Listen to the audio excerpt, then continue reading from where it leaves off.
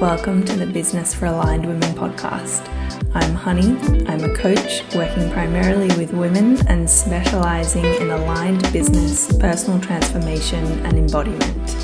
Each week here I'll be sharing business strategy, business advice, tips and tools for you to think more deeply, for you to get more self-aligned, and for you to start your week in the most conscious and intentional way possible.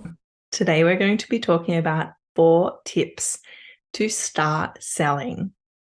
Before I get into it, I want to invite you to a mastermind that I am running in September. It's called the Magnetic Mastermind.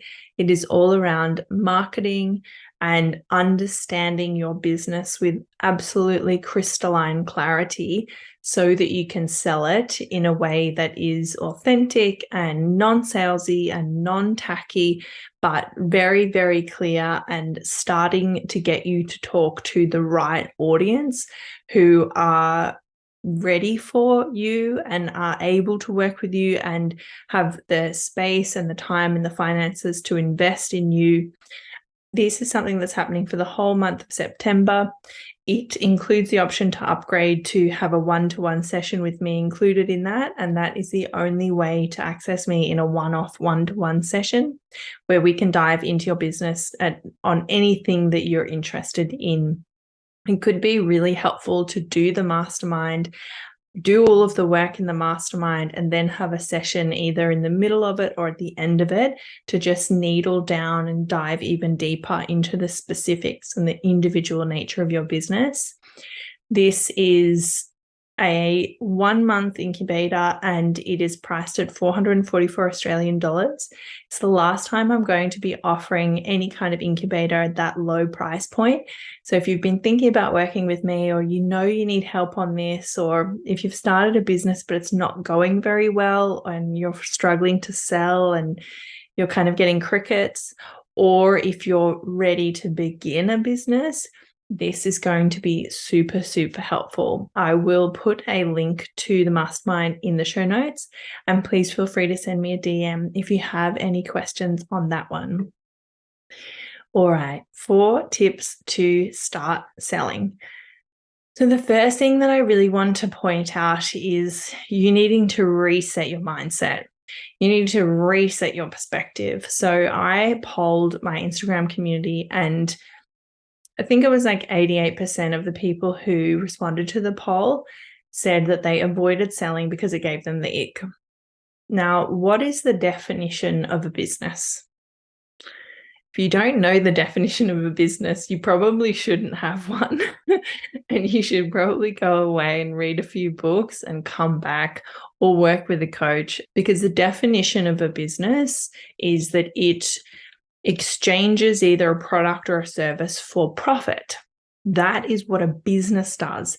Anything else is a hobby, but it needs to have profit in order to be a business, and there needs to be some kind of exchange of value, but it's in exchange for profit. So that is what a business is. If you think that selling is bad or ugly or icky or yucky, you should not be having a business. You should go and get a job. And that is just what it is. If you are not willing to reset your mindset around this and be like, no, but the function of a business is to sell, then it's probably time to go and get a job. So that's the first thing that I want you to look at. I want you to look at how ridiculous it is to be avoiding sales if you're trying to run or grow a business. Like it's just purely ridiculous. Secondly, you need to actually probably start scheduling in selling. To begin with, I would say to do that every second or every third day and work up to selling every day. Now, what do I mean by that? I mean by, it could be posting something on social media. It could be writing an email. It could also be responding to people who have reached out to you or asked you questions about your work. If you are in actual conversations with people who are considering working with you, I would probably, and what I do is every week I have a note to reach out to people who are considering working with me who have started that dialogue with me, I'm not someone who reaches out cold to other people. I have, if someone has sent me an unrelated DM, I have in the past, been honest and said, oh, sweetheart, like I really want to work with you. You're my dream client. If you ever want help, please let's start the conversation. I have done that, but I would never just cold reach out to someone. And sometimes, I think there's a line there that you probably will only feel and understand yourself when you're in it, where sometimes you can follow up with people and they've literally just forgotten. So you following up is really helpful, especially if they have like little kids or they're running a business. I think it can be really easy to forget. And other times, people, maybe they're what we call tire kickers. They're kind of messaging a lot of people and they kind of want the attention, but they don't really have any intention at all or any means to invest in someone. That's a big thing that can happen.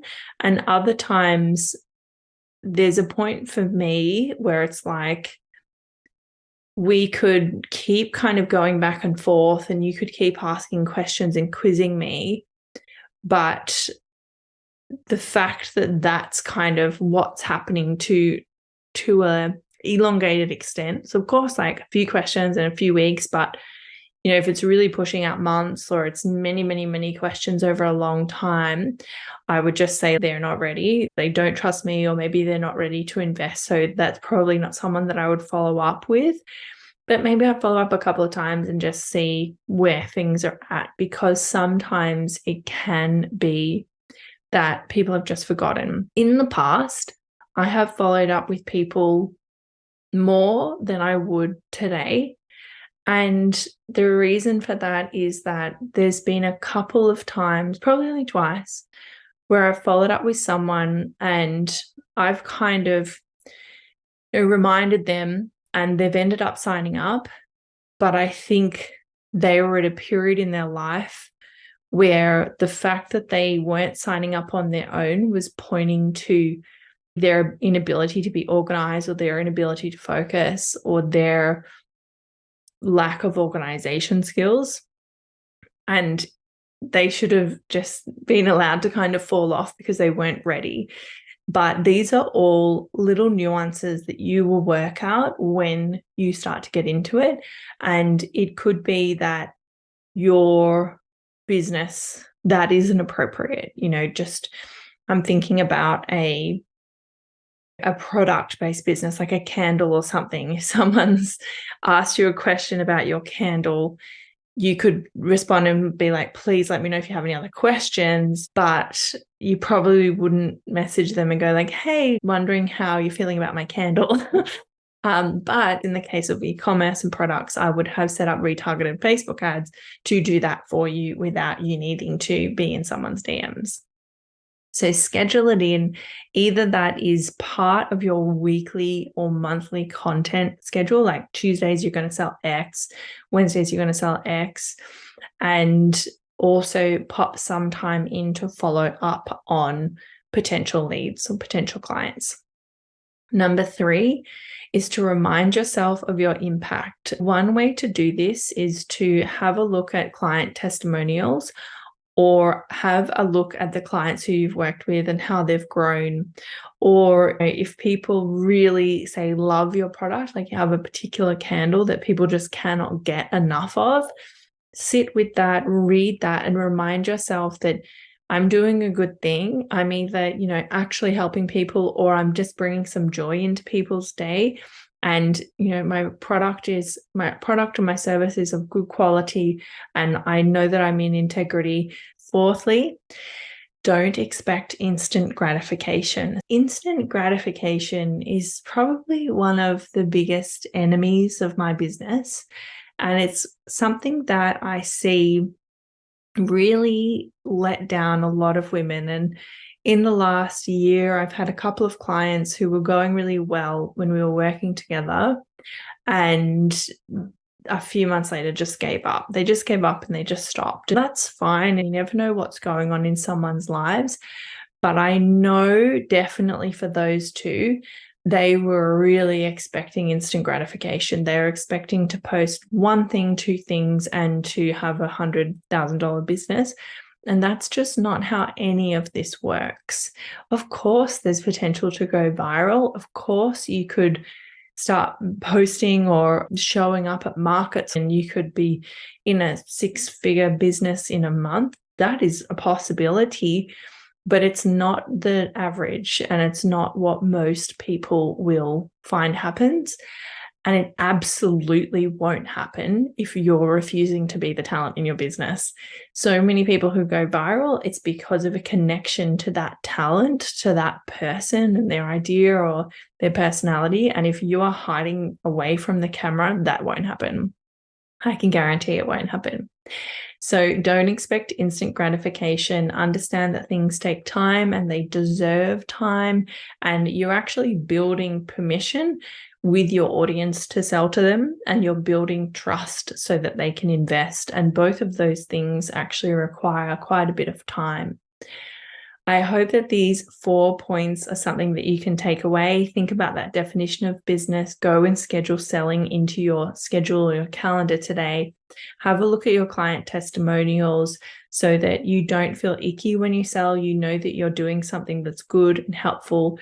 And also really check yourself if you're thinking about instant gratification, because that's going to hold you back. If you post one thing and you don't get the results you want, and then you stop posting, it's a self-defeating cycle. Please don't forget to leave a review, leave a 5-star rating, and don't forget to follow me on Instagram at honeybashan coaching and on TikTok at honeybashan.com.